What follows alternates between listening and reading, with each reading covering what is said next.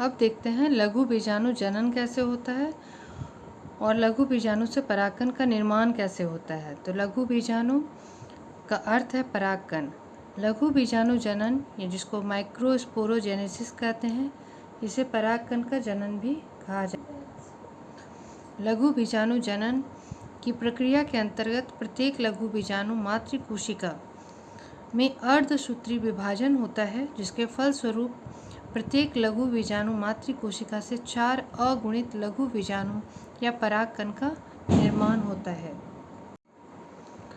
तो जब लघु बीजाणु मातृ कोशिका से 4 अगुणित लघु बीजाणु बनते हैं या परागकण बनते हैं, तो उसकी प्रक्रिया डायग्राम से आप कैसे दिखाएंगे, ये आपको दिखाया गया है।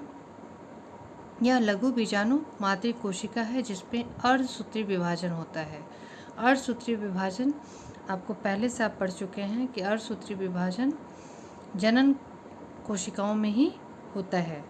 तो जब अर्धसूत्री विभाजन होने के फलस्वरूप ये जब 4 संतति कोशिका बनाती है, इसी से परागकण का निर्माण होता है। यानी एक लघु बीजाणु मातृ कोशिका से 4 लघु बीजाणु संतति कोशिका बनती है और यही लघु बीजाणु संतति कोशिका परागकण में परिवर्तित हो जाती है। तो जब मातृ कोशिका से 4 परागकण या लघु बीजाणु बनते हैं, तो उनकी संरचना आपस में जुड़ी होती है, वो भी अलग प्रकार की संरचना बनाती है। तो बने हुए 4 लघु बीजाणु परागकण अनेक प्रकार के चतुष्कों का निर्माण करते हैं, जिसको टेट्राड भी कहते हैं।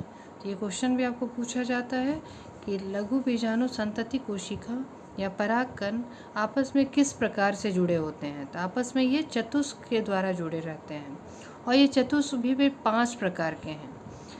पहला है चतुष्फलकीय, जिसे टेट्राहेड्रल भी कहते हैं। दूसरा है समद्विपार्श्विक आइसोबायलेटरल और तीसरा है टी आकारीय, जिसे टी सेपेड भी कहते हैं। चौथा है रेखीय लीनियर और चौथा है क्रॉसित डेकुसेट, और इनकी संरचना अलग अलग होती है। पहली संरचना हमारी टेट्राहेड्रल होती है, जो कि चतुष्फलकीय होती है। चतुष्फलकीय होती है, ये आपको 3 आगे की ओर दिखाई देगा और एक इसके जस्ट पीछे होता है। 4 फलक इसमें होते हैं, इसको बोलते हैं चतुष्फलकीय। ठीक है बच्चों।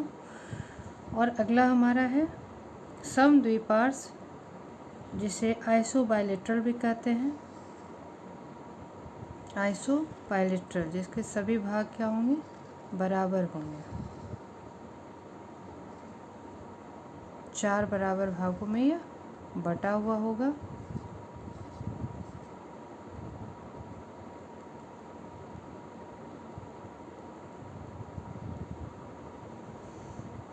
इसे समद्विपार्श्विक कहते हैं, समद्विपार्श्विक कहते हैं।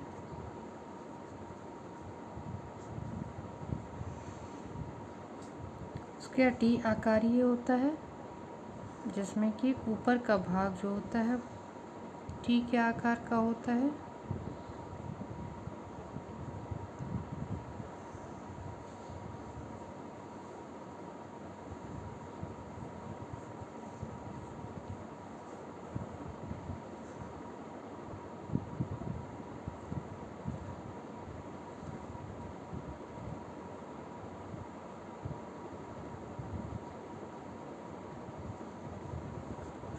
टी आकार किए होता है। लीनियर जो होगा इस तरह से होगा,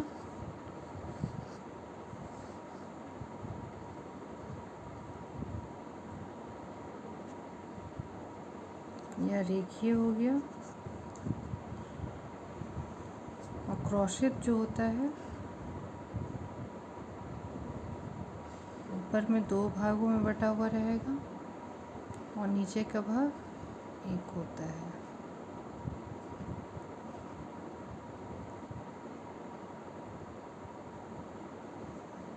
ये क्रॉसित हो गया। तो ये कुछ प्रकार हैं चतुष्क जो कि अलग अलग पौधों में पाए। ये डायग्राम आपको बनाकर बताया गया है, इसे भी आप अपनी नोट कॉपी में बहुत अच्छे से बनाकर ड्रॉ कर लेंगे और समझ लेंगे।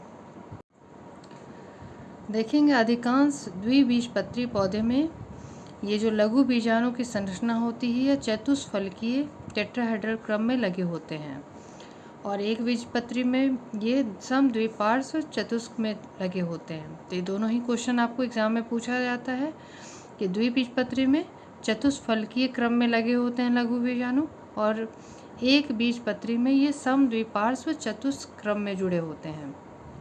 अगर टी आकार का चतुष्क देखें कहाँ पाया जाता है, तो पॉलीएंथस ट्यूबरोसा में पाया जाता है, और यह टी आकार का चतुष्क का निर्माण करता है। चतुष्क से चारों परागकण अलग हो जाते हैं। कुछ पौधे में ये परागकण क्या होते हैं, अलग नहीं होते हैं, तब ये संयुक्त परागकण के रूप में रहते हैं। ऐसे स्ट्रक्चर को पॉलिनियम या परागपिंड कहा जाता है। अगर हम बात करें टाइफा की, ऑर्किड और अन्य पौधे जैसे मदार कोलोट्रोपिस, तो टाइफा, ऑर्किड और कोलोट्रोपिस में परागकोश के सभी चतुष्क इकट्ठे हो जाते हैं, एक साथ जुड़ जाते हैं, और ये एक जटिल संरचना परागपिंड का निर्माण करते हैं। आप देख सकते हैं डायग्राम में परागपिंड हैं, इनकी संरचना कुछ इस प्रकार से होती है। पॉलिनियम है, कॉर्डिकल है और कॉर्पस्कुलम है। यह परागपिंड की संरचना है। टेपिटम की कोशिकाएं वेज रूपी होती है, और इसमें एक या अधिक केंद्रक, एक से ज़्यादा केंद्रक भी पाए जाते हैं। और टेपिटम आपको पहले भी बताया गया है, यह पराग कोशिका को क्या करता है, पोषण प्रदान करता है। यह पोषक उत्तक है जो वर्धन के लिए परागकणों को पोषण देता है।